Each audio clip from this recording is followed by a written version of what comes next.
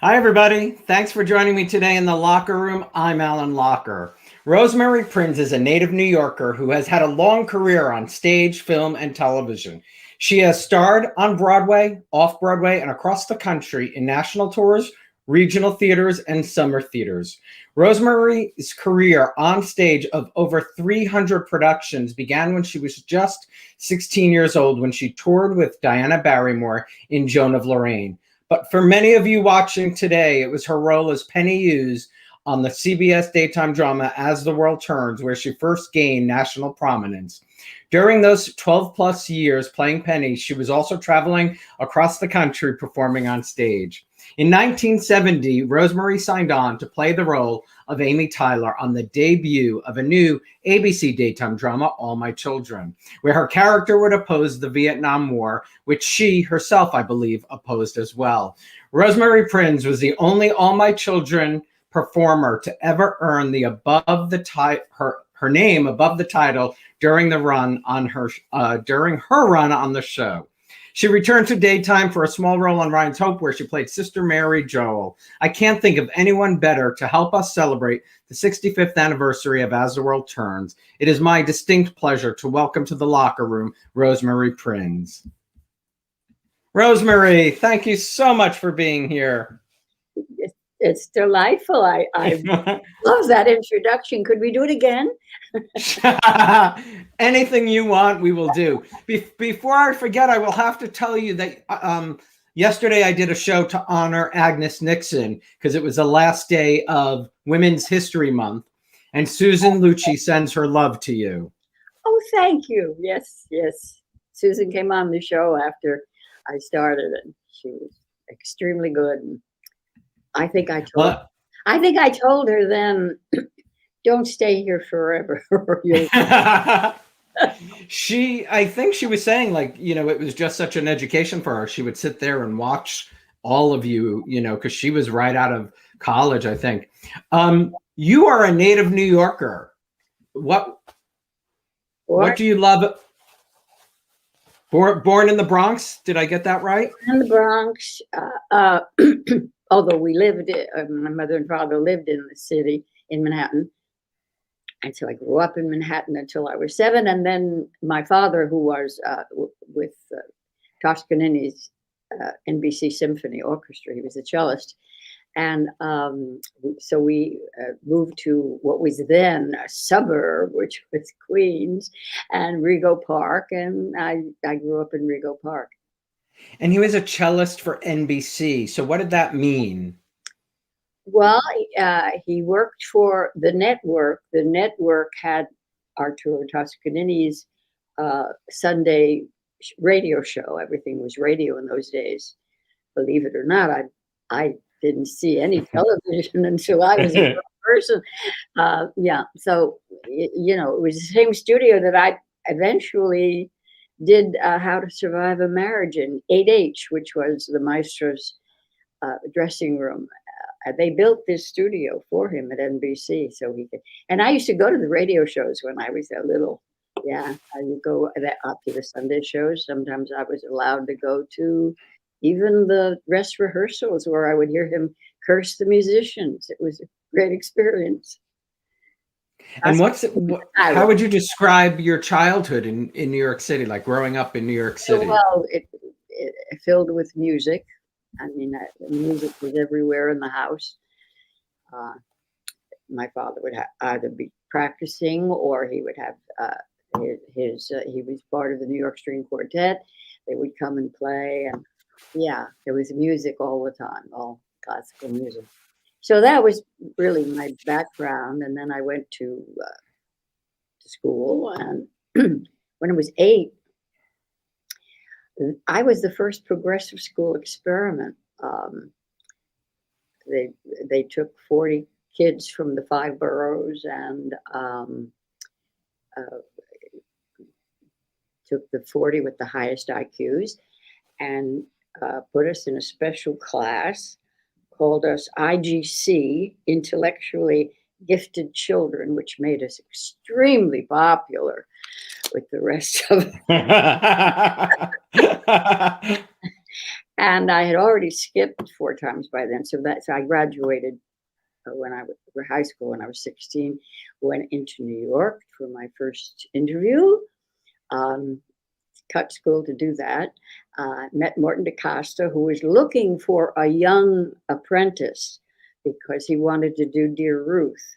And there's, I know you probably don't, it's one of those old war horses, but it was a part of a 15-year-old sister to Ruth who has a drunk scene and recites Edna St. Vincent Millot drunk. Anyway, so he had me do this, and he hired me on the spot. And instead of going to college in the fall, he had arranged for me to do Kiss and Tell, which he had then changed the season to include so I could do Corliss. Anyway, it was like that, you know. So did you know at that time that you wanted to act? Did you know that that was something you wanted to do? In the womb. That's what my former analyst said. Was there something, you know, being in New York and you know, access to theater, was there something that prompted that? Was there, you know? Well, yes, my father was a buff for all arts, but particularly the theater, and so we would he would take me to the theater. He would hand me, you know, Cyrano de Bergerac to read at 8. You know, yes, he would. No wonder you were gifted. Yeah, so that was fun, and then I got to do O'Neill. And you know, traveling, because you were traveling the country at 16. Yes. What, you know, was it like? And did you do that with a parent or guardian with you, or? No, they didn't require that in those days. They just needed permission from my parents. I remember when we opened in, I think it was Wilmington, and my father called me and said, "What have I done? You're on the road with all those actors." But they were wonderful. They took care of me. Yeah, I would hope they took care of you. You know, there was only one other woman in the cast, so wow. Yeah, it was all men, and Diana had her lover play the opposite, the leading man. So, and then she had a poker table set up in the bus. We toured by bus. It was a bus and truck, and that was the winter of '48, that terrible winter. And at one point, the truck that had all the costumes and the scenery plunged, and the driver died. And we went on that night. He was like understudying at the same time. He was a young actor trying to. But anyway, it was very, very icy and really weird kind of. The show must go on. Well, you know, I am remiss to say you look incredible. What keeps you youthful? Well, I can't say my husband anymore because he died 6 years ago. But oh, I'm sorry to hear that. Thank you. Yes, I was sorry too, and still am. But you know, it's just a zest for life, I think. And How long were you and he together? 56 years. Wow. Was he in the arts? Yeah, he was a jazz drummer. Oh wow. Mm-hmm. Oh, so music really from the womb until jazz, and all my background. It was yeah. I was a band girl for a while. I would go around following Joe, but that's incredible. And he decided to settle down. Is there a childhood book that had a great impact on your life or your journey? Well, I remember Heidi very well, and I remember Anne of Green Gables. But you know, when Daddy gave me, you know, stuff that was too much for me, that was important. Even though I didn't really quite get Desire Under the Elms, It was the poetry of Rostand was lovely. That Cyrano, I do remember those two very well. Yeah, I love that he gave it to you, whether you understood it or not. It gives you, it just sort of Yeah, introduces it early, and yeah. hopefully brings about a love for that kind of material. I was an only child, although that's not true. My father was the only child. Uh, I would go to, I would spend all summers, we would go to Lake George, and I would just spend all day in the library. Wow. Wow. That's incredible. So, I believe 2 years before the role of Penny came along, you made your TV debut in a short-lived drama. Do you remember what that experience was like? Late Love? Yeah, I think it was. Yeah. No, not Late. Late Love was a play I did on Broadway. No, yeah. Something like that. I forget what it was called. I'll tell you in a second. I can't off the top of my head. I think it was I may have it here. That First Love. First Love. First Love.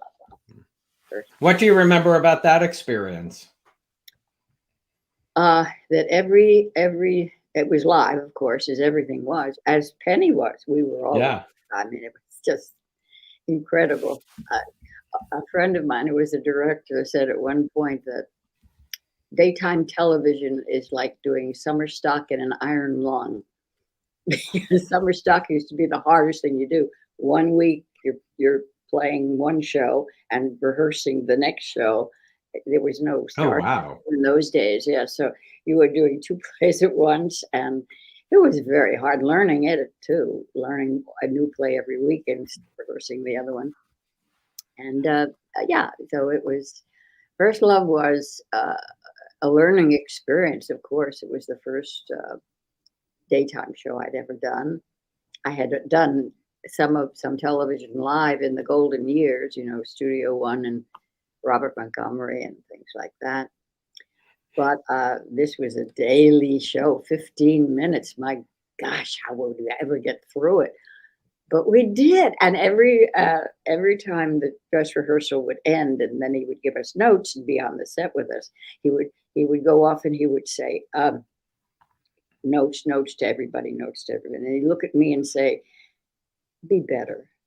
And then go, it was wonderful. But coming from theater, did the premise that it would be live frighten you? Frighten me? No. I mean, yes, of course. In the beginning, I didn't have the craft yet. I just. But you do theater every night, and then to do it in front of a TV camera. Was it? Did it feel? That was very scary. Yes, because it was. I mean, you had so much to do in those days. It wasn't like today where they put everything on tape and they cut and they, I mean, you had to do it, and you had to get out of somebody's shot. They were going to, that on that line they were cutting to a 2-shot, or they're cutting to a single, and you had to kind of bow out so that you didn't block the shot, and be very aware of the boom, because one of our actors got a concussion from standing up too soon in the boom. Oh, yeah, ouch! A very interesting, yeah. Ouch! And then April 2nd, 1956, this little show makes its television debut. Yes, nobody really knew if it could succeed. A half-hour show daily? Could the actors learn the lines? Could the people get on the set, get everything arranged? Could the grips work? Could the cameraman do? And it was winging it a lot in those days. Do you remember how the role came about? Did the audition or any of that? Yeah, I wasn't called until I think about the third time they were doing, and one of the casting directors sent me, and there were a whole bunch of actors there. Sorry.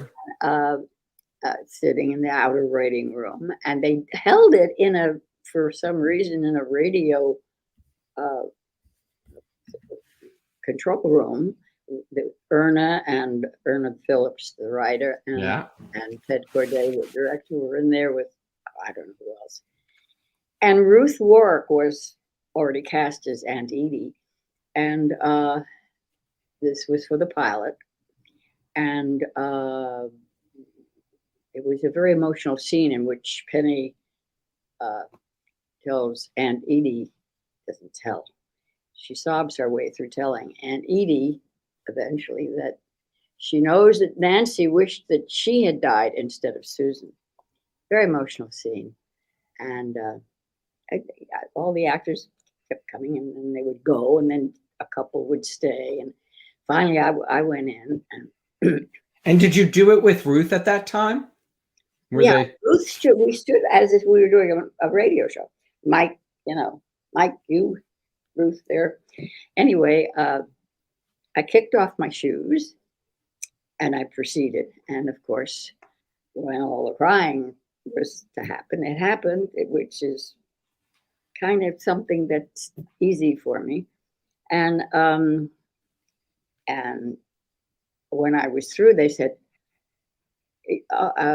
usually they say, "Thank you so much, that was fine," and whether to wait or not. And he said, that was really good. Would you wait outside?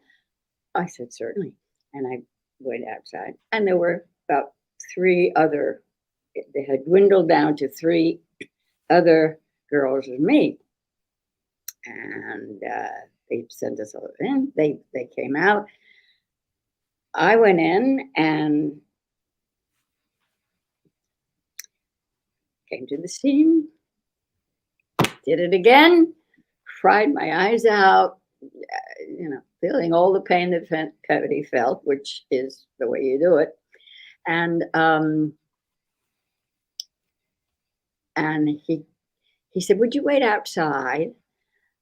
I said, "Yeah." And I went outside, and everybody else was gone. And Ted said, "I hate to ask, could you do it again?" Oh, God. And I went inside. I kicked off my shoes, and I proceeded to just cry and be hysterical. And he said over the speaker, "You're it, you're Penny." Last time I think it's ever happened to me. Yeah. Was that an exciting time? Oh, Ruth was, yeah. And then Ruth and I became fast friends, and she was really my Aunt Edie. Oh, that's amazing. I love that.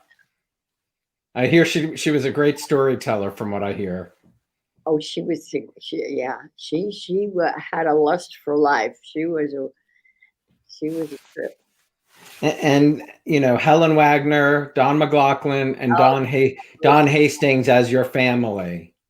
Yes, of course. Don wasn't the first one. Bobby Alford was. Yeah, he was. That was funny because when I went, we would get the script the night before and learn it. We would just read it the day before, after the show, the current show. But anyway, one day he was Bobby Alford, age 8, and the next day he was Ronnie Welsh, age 15, and I hadn't grown at all. I was ready. So they were. I don't know if you, over the years, they call it SORAS, soap opera rapid aging syndrome.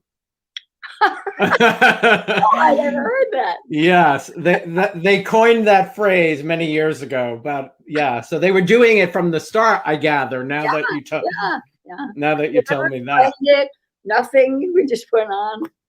So funny. What do you remember about Helen and Don MacLaughlin?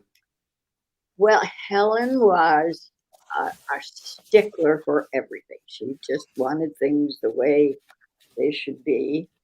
Don was very loose and a real daddy. I mean, no wonder he was such a great daddy figure. And they made a terrific combination because they were, they had chemistry because they were different and liked each other and liked all of us. And we were a real family. I mean, that's what happens. Well, and the fans, I mean, the fans are tuning in today because you are, part of that Hughes family. That Hughes family lasted for 65 or 55 years, till the show went off the air. It's an incredible legacy that Erna created. And then you were part of, a young couple on the show. Oh, you and me and Jeff. the first, yeah. Jeff and I were, yes. Mark Rydell, right? Yeah, Mark Rydell, and we started off. I think I was in high school in the play, in the television, and Mark was sort of the bad boy of the school, Jeff, and Penny kind of, related to him, and then I don't remember when it started to get. He was very involved with, he was in love with me, Jeff, but I don't know when I started to. I think something happened to make me marry him. We eloped, very young kids, yeah, and we spent our wedding night having milk and cookies, and then we were picked up by about two pairs of parents and brought to our homes. That's so. That was the wedding night. Was wedding cookies and milk. Yeah. And I'm sure the wedding night on TV back then was, No. 1 foot on the ground. No, they were. Oh, we never got that far. We got as far as cookies and milk. That's it.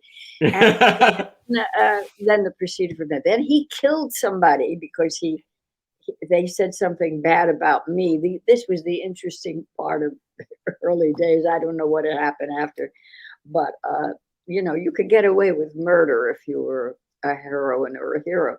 Anyway, Jeff killed somebody accidentally, of course, with a baseball bat or something, accidentally, but he did. And there was a trial, and he got off, and so then we really got married. I had a big wedding. It was the only time the show was taped in that period. Oh wow! I don't even know if it was taped because there wasn't tape. It must have been filmed.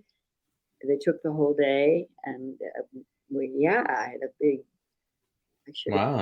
I should have brought the picture of me and. Yeah, I had posted a wedding picture out of the book. Was Don Hastings as funny back then when he started as he? My God. Yeah, us giggling. Yeah, Don is really a wonderful, wonderful guy. He is fun. He is real. He is sensitive. Yeah, he's a funny man. And you got to work with Erna Phillips. What was that like? Was she a tough? You really want to know? Yeah, I would love to. Can I say a bad word? You can. On this, yes. Okay, because I said it at a New York Times interview, and when he asked me about Erna Phillips, I said, Erna Phillips was the meanest bitch on the planet. Wow. And you can quote me. And he did. Wow. A really nasty piece of work.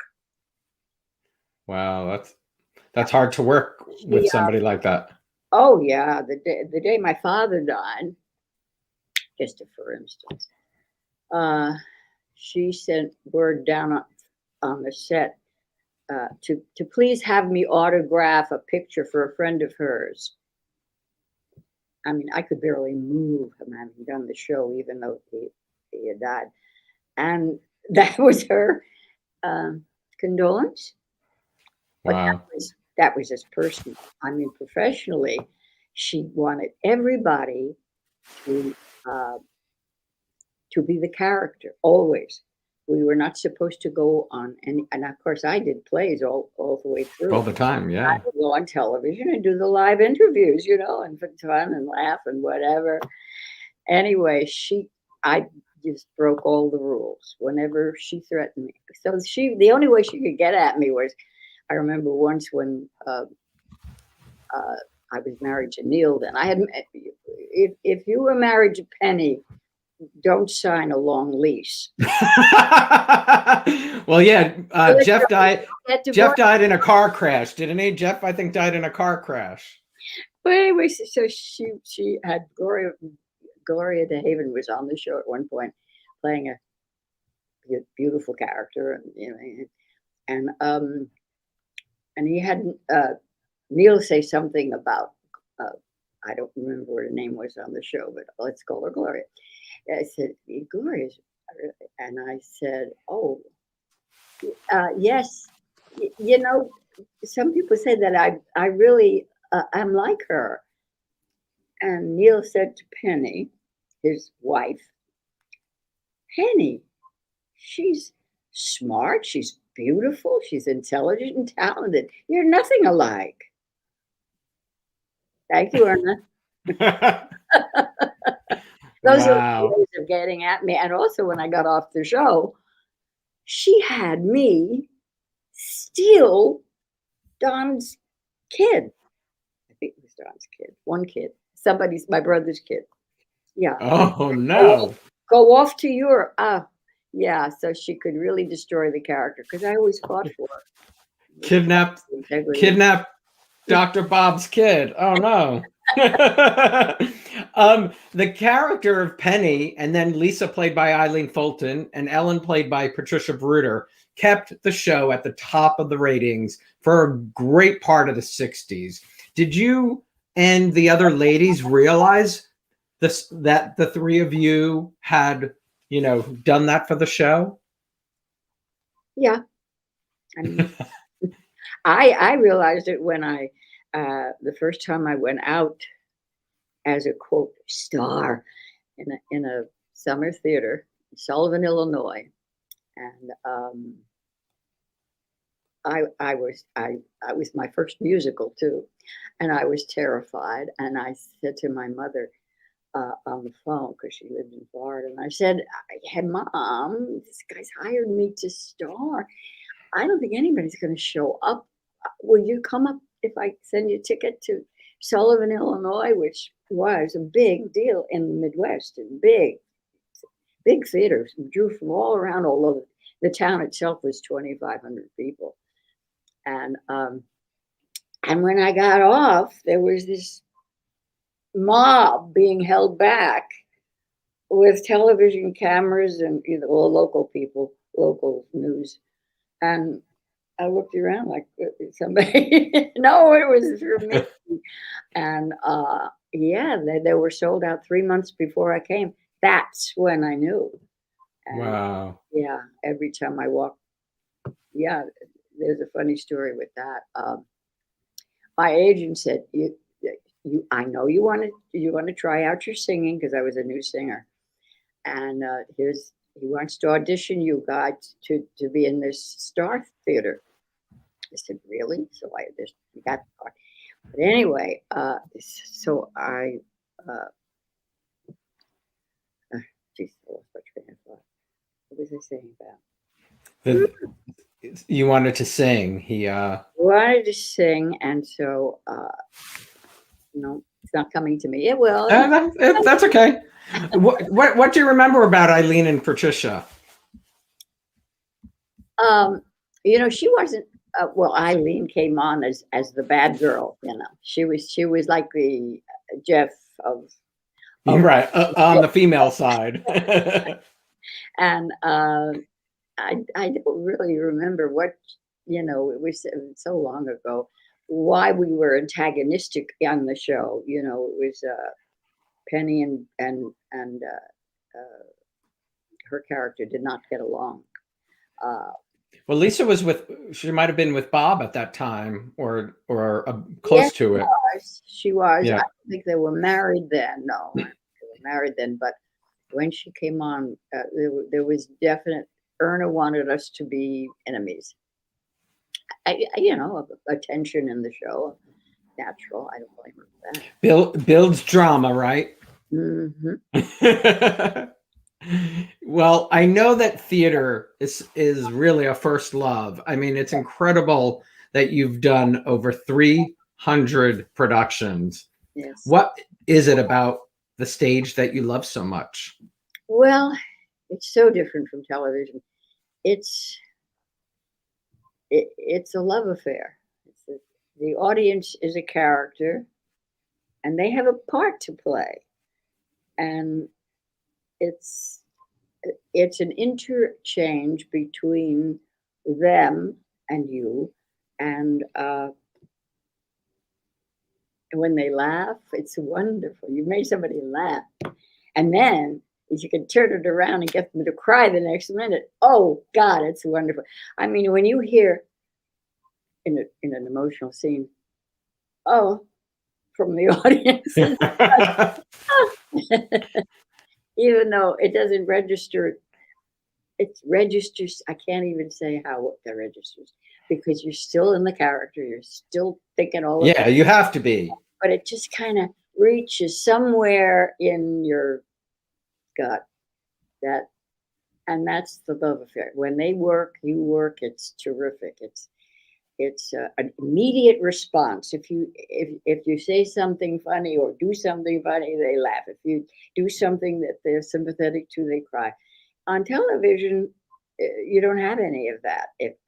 You're playing to the camera. It has advantages, though. It's wonderful I had to learn how to bring it down. From the stage to the TV. Yeah, I remember the first time I went to Benton and Bowles, which was the advertising agency. Yeah. I said, "Can I watch some kinescopes?" And they're hard to watch, believe me. But so I learned that the face has to be very still in television, and the body movements mean nothing. Whereas in the stage, the body movements are everything. I mean, you work with your body, but in television, it's your eyes and the stillness. And don't you ever raise your eyebrow twice, because then it's a mannerism. You have to be very conscious of what you're doing and making it very tiny. But that's nice too in another way. It's just not as satisfying as theater. Well, and playing like Penny, there was no immediate reaction. I mean, you just were telling the story of going to do that play, and then you realized the power. Absolutely. Oh yeah, thank you for reminding me. Yeah. My agent had said, "You want to do this?" And he said, when I got the part, he said, "Anne, I got this for you, and this for you, and this for you, and they are putting you up at the Palmer House." I said, "Oh, that's wonderful. I didn't know there was a Palmer House outside of Chicago. That's great." And I went there, and yes, it was the Palmer House. Mamie and Art Palmer. Art was the county coroner, and I was staying in their house because there was not even a motel in the town. That's how small it was. So wow. And every star that was there stayed one room, and there were two rooms on the ground floor. Art and Mamie were in the attic during those times, and they would be rehearsing, and we would be playing, and so you got to know a lot of people that were stars. That's so great. One of our fans just said the Lisa Penny rivalry was dramatic gold. Oh yes. I mean, they really do. At 21, you made your Broadway debut in The Gray-Eyed People. As a native New Yorker, what was it like making your Broadway debut? Was that my Broadway debut? I could be wrong. Yes, no, I think you're right. That was a theater that no longer exists. You have done 300 shows, so to remember. I was trying to remember if it was my debut. I guess it was. Yeah, I know why it was, because Morton DaCosta, who had hired me to be an apprentice there in Cragsmore, had gotten me this part. He was directing it, and I played a Girl Scout who was a con girl, and it wasn't a big part, but Walter Matthau was starring in it. And I think we opened on Friday and closed on Saturday. You know, it was one of those. But you still made your Broadway debut. It's still a big deal. Yeah, because there were other times before then when I had gone out with a show, and in those days you did the route. You did Boston, and there was the tryouts before you came into Broadway. Now they previews, so some closed out of town. So this was my official Broadway debut. That's why I got. But it has still even if it closes, it still has to be exciting. Well, I didn't stay at the Palmer House. Yeah, that's true. And you originated the role of Malin in the off-Broadway hit Steel Magnolias in 1987, I think 2 years before the film came out. Was that a fun role to play? Oh, it was very emotional because you do a Broadway, and it was an off-Broadway schedule, which meant you did 5 shows in 48 hours. Friday night, 2 Saturday, 2 Sunday, Saturday back to back, 5 and 9, and this emotional 4th scene was a killer. So it was a very satisfying show to do. It was, and we called ourselves the Steel Divas. That's great. Yeah, we still keep in touch. I mean, the remaining ones. Really? That's awesome. Yeah, Margot Martindale and Connie. Oh, that's who you starred with? Yeah. Oh, Margot is in that. I love her. I mean, she's in so many great TV things these days. Yeah. She went on to have a wonderful career. Yeah, that's great. Love that. Is it possible? Friends with her.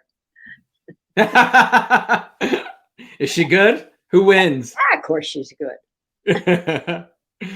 Is it possible to have a favorite theater role that you've done? I've thought about it, but it always seems to be the one I'm doing. There are a couple that stand out. One is Master Class. Of course, I've done 4 productions of that, and of course the wonderful Tennessee Williams Glass Menagerie. I did 8 productions of. Wow. And in terms of musical, Gypsy, Mama Rose, and Applause, and Night Music. I loved doing. Send in the Clowns. Do you have a favorite show you haven't been in? Is there a favorite Broadway show that you've loved and maybe wish you had been in? Actually, I've sort of done them when they close and they go on they go on, or like Driving Miss Daisy. When it closed, I did the National Company. And great. Lange, and so usually I get to do them. There are some roles that I've done younger that I wish I could do again. I wish I could get another shot at the O'Neill play, which is what is it called again? No.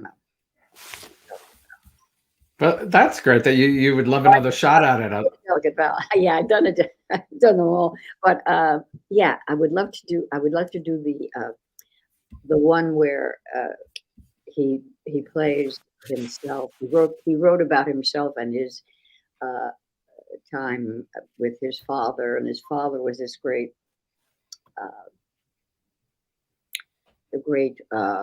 actor, and it was real. I mean, he really was this great actor, and I got to do it, but I was too young to. I'd love to get a chance to do this Mary Tyrone, A Long Day's Journey. Wow, okay. A wonderful play, and very long, but a good, wonderful play, and I'd love to do it again. Yeah, I did tribute with Jack Lemmon too, which was an interesting experience. Who are some of your favorite co-stars, like Jack Lemmon and Walter Matthau? Do you have some favorites? My very favorite star you're talking about, it was Art Carney, who did Prisoner Second Admiral. Yeah. Nice. He was a wonderful guy. We were invited everywhere, and he always included me. I was co-starring, but of course he was the big star. He was on Honeymooners, and a heaven star. And yeah, he and his wife and Joe and I would go out after the show. Every night he would be invited somewhere, or we would be sometimes. But when I wasn't, he dragged me along. I love that. That's great. So you were with As the World Turns for 12 plus years. Was it your decision when you left? Oh yeah, I was ready. After 12, yeah. Yeah. And it was live for all that, wasn't it? Most of that? I think the tape we did for maybe a year. The last before you left, yeah. I was in an airplane with my voiceover, to Bob, apologizing to him in my head for stealing his kid. Yeah, that was my time. You wanted out, but I know you came back a number of times. Did you ever want to come back full time, or you just liked? No. No, you liked. No, I love theater, and the thing about staying in a role like that, I mean, that's not, at least it's not why I became an actor. I wanted to inhabit many lives. Mm-hmm. That's what I find challenging. Well, in over 300 plays, you certainly have done that. You have. There is no doubt to that. And you stay with one role, it's not what my intention was in becoming an actor. Well, that makes total sense. So I think you left As the World Turns about 10 months before Agnes Nixon reached out to you about All My Children. What do you remember about her reaching out to you? A lot. I was doing a Broadway show at the time, an all-star cast of Three Men on a Horse, and she came to matinee and had called me in the ridge, and I knew she was going to be there to take me to dinner between shows, and then she said she was doing this show, and she knew that I did not want to do any more soap operas, but if I would stay for 5 months and give her a rating,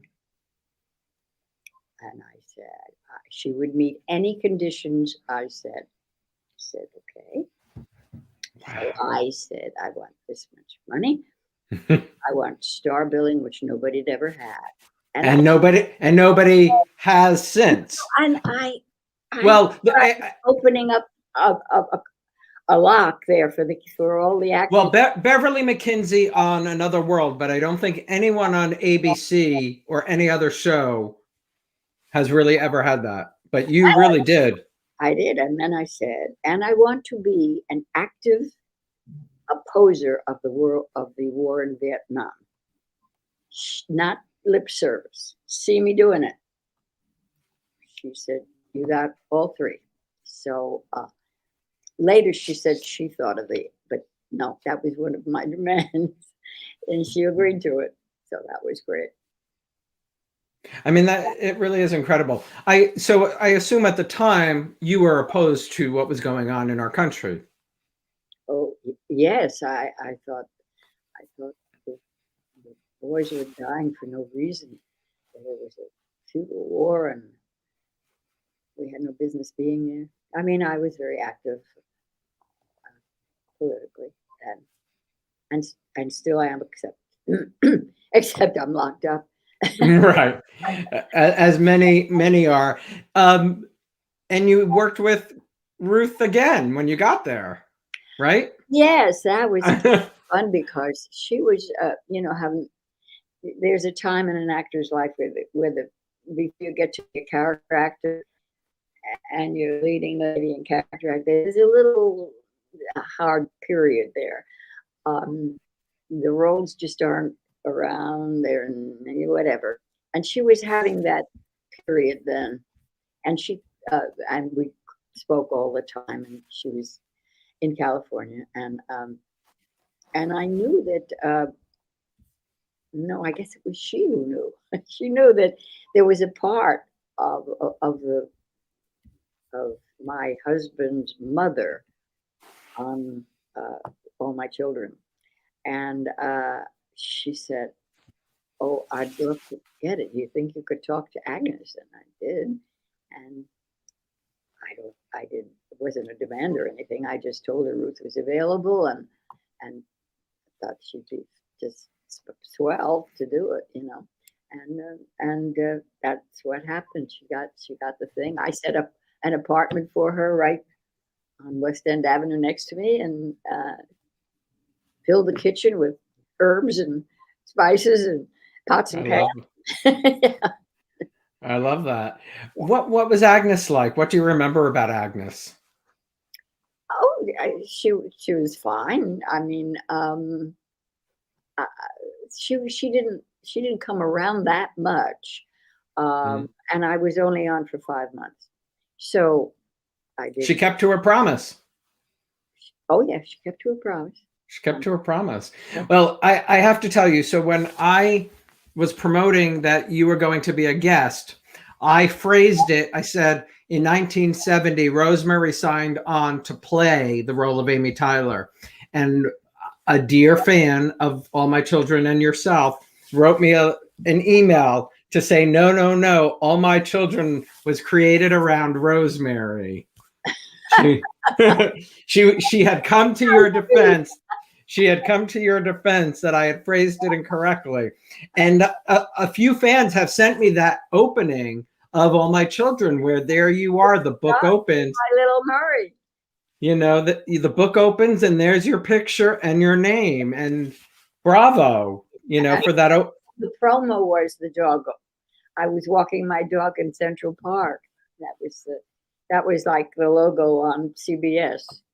Stay tuned for as All My Children.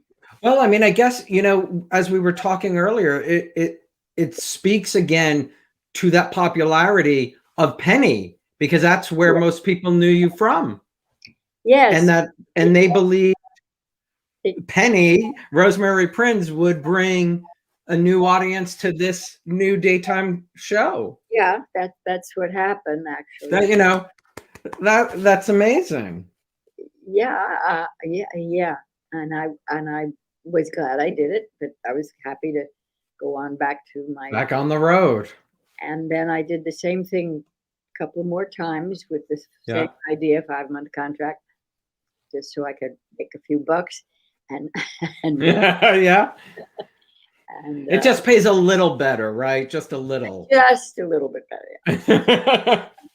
But it doesn't sound like it's, as for you as an actress, as rewarding as the stage is. No, it isn't. Only because the audience is there, and I know how I learned how important it was when I was out in Sullivan. People would ask me to go see somebody ill, dying even, and their eyes would light up. And you know, it was different. They didn't think of Penny, or I don't think any of the quote stars, as stars. They thought of them as their best friend. They still do. You are family. And they would say it to me backwards a lot. They would say, I'm your best friend. I'm your best friend. As if I was indeed there. And you're my best friend. It's not the same as I'm your best friend. So it really serves a purpose. Well, you know, just so you know, I started this show a year ago tomorrow because thank you, because I worked on As the World Turns and Guiding Light in the PR department. And I realized the connection that the fans have. And when the pandemic began, everybody was in the same boat, missing those connections. And this has been an opportunity for people, you know, seeing you today, I can guarantee you, is putting a smile on a lot of people's faces. So, you know, thank you for doing this with me. But I'm happy for that. That's a lovely thought. You know, it really, it's amazing to think of the, you know, the power of television, that especially, you know, the role you created in 1956. Well, I hope to I'll be doing a play. I was supposed to be opening in a play last Labor Day, called Labor Days, and a wonderful play by Tony Villella, and Austin Pembleton was going to direct, and the pandemic happened. So I'm hoping that it will still happen. Well, hopefully it will. You told me you were vaccinated, so you can get out there again. Well, I don't know if the equity allows it yet. It's No, well, yeah, they're not. yeah. And oh, my train of thought. But I wanted to ask about how to how to survive a marriage where you shot in the same studio as your dad. Yeah. What do you remember about that show? Oh, one of our fans said it was groundbreaking and maybe ahead of its time. Do you think it was? Well, I was a heroine who was raped. Ooh. Although standards and practices in those days didn't allow it to be stated. Oh, you couldn't say the word? Couldn't say the word, couldn't even just said, don't hurt me anymore. It's that kind of stuff. Right, yeah. Yeah, but it was a lot different today, right? Oh, God. Or yeah. Yeah. But shot in the same studio that your dad worked. Yes, I remember going in there, and then when they told me it was Maestro Toscanini's dressing room, and of course, in those days I could have a phone. I mean, that was a big deal. Aside from the dressing room, you had a lot of perks. Had a lot of perks in those days. If what was do you remember your last show that you've done on stage before the pandemic? Yeah, I did 4,000 miles, and I did another one after that. There's a couple that I did that were done up here on an off Broadway in a theater on Broadway that is no longer exists. It's up on Broadway on 79, and yeah, like I said, I would have loved to have done it there. Waverly Gallery, it was called. I did it down in Louisiana. Your memory, by the way, is incredible. Well, it really. Yeah, I'm glad you jogged me about my palmar. Good. I'm glad too. What do you think you learned about yourself during the pandemic that you didn't know before? That I can be isolated and survive. Mm-hmm. What do you do to keep busy? Are you a TV? Are you a reader? I watch MSNBC because of the Trump era all the time. Me too. I used to be a CNN, and my husband my husband got us to move to MSNBC, and I really do love MSNBC. Oh yeah, and I understand about the relationship even through that, because I consider them all my friends. So funny. And she's incredible. Her ratings are through the roof. Yeah, and well deserved. And I'm a big Nicole Wallace fan. Oh yes, at 4 o'clock, boy. Do you watch any scripted? And my dog watches it with me. What's your dog's name? Matilda. The reason I said she is my first female. I've always had male dogs, and I keep switching the gender on her. She doesn't care, but I do. But she watches, and she loves the commercials. Do you always rescue animals? Have you always rescued them? No, I have on the road. The reason not is that I travel so much. And when I was Penny, I could demand a lot of things, but traveling on the road with animals anymore is not easy. So you have little dog. You have to know what the size is and it fits under the airplane, and so I've always had little dogs, but never rescue because you don't know what they're going to grow up into.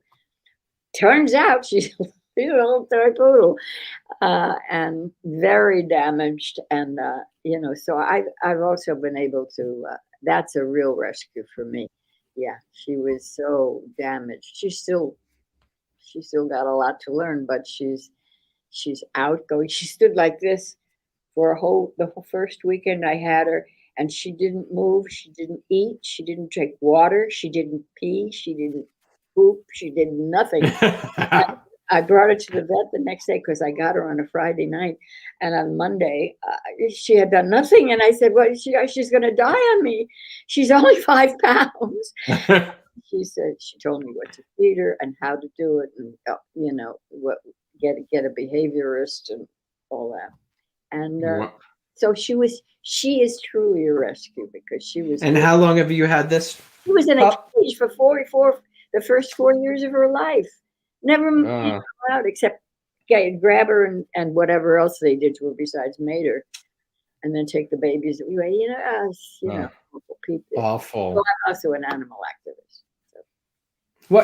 What are some of the things that you get involved in? Animals. You got involved in very, very much because I'm a political junkie.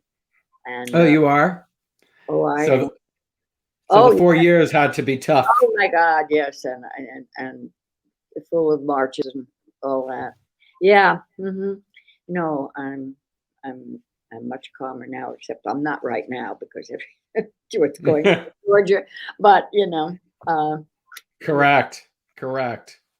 Everybody Oh. deserves the right to vote. Oh God, yes. I mean, how can you just screw our democracy like that? I don't get it.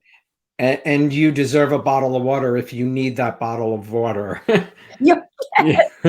You line for sometimes 8 hours. I mean, yeah, ridiculous. Do you watch any scripted television?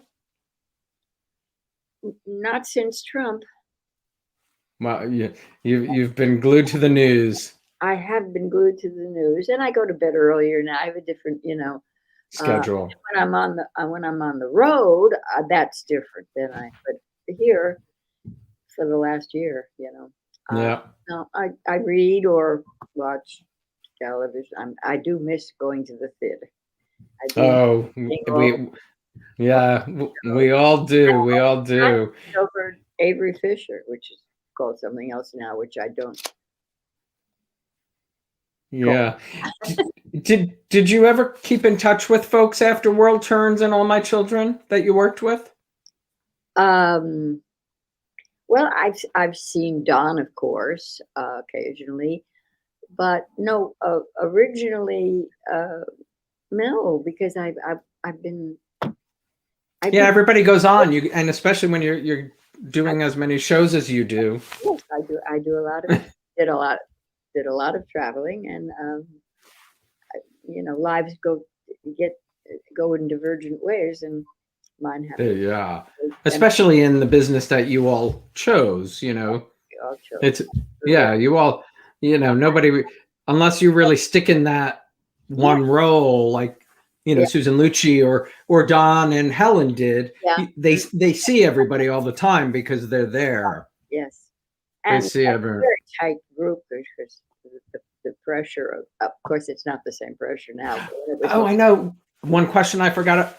Were you on the air? Do you remember if you were on the air when President Kennedy was shot? That show? I do remember. I remember that very well. Because the script didn't mention it. Now, you remember that long weekend, Friday, Saturday, Sunday, Monday, and it was 4 days of just national grief and glued to the television and the news and everything. And I said, we can't just go on without mentioning this in Oakdale. Isn't Oakdale part of the United States? Well, look at what we've been through. And they said, no, we can't. We just did. So this is why they called me a bad girl. And they hated me. I decided that I had a long scene with Grandpa Santos and a long monologue. And we were talking about, I guess it was Bob's son. Somebody, he was having trouble. I forget what it was, but he was sick or it was something. And we were, just moaning about him. And so in the middle of this long, page-long monologue, single space, I said, "Oh, Grandpa, here we are talking about whatever his name was, and look what has happened to the country. Look at what we've all been through. We can't just bleed for ourselves. We have to bleed for the country." And then I went back into the script and just rushing down into the. I mean, they couldn't get down fast enough from the control room, and they couldn't do anything because you were live. I said, I went up. I didn't know where I was, and I had to just ad lib until I got back to what I was talking about. I mean, I just, I went up. Good for you. You have to acknowledge something like that. We are part of the United States. Absolutely. I mean, Oakdale, first of all, do you ever see anybody talk about money in Oakdale? No, rarely. Not those 12 years. There was no such thing as money or poor or, No, unless it was a bank robbery or some crazy thing, but money was not. Yeah, that's so funny. Rosemary, it has been a delight to speak with you today. Sweet of you to say that. Thank you. Thank you so much. I know, really, thank you. Stay well. And, I hope to see you on stage soon. Good. I hope the show goes on. Yeah, absolutely. You take care of yourself. Bye. Thank you so much. Thanks for watching today. Tomorrow is As the World Turns 65th anniversary. And if you haven't subscribed to the YouTube channel, you can do so right below. Turn on notifications so you're reminded of all upcoming shows. Happy anniversary, As the World Turns.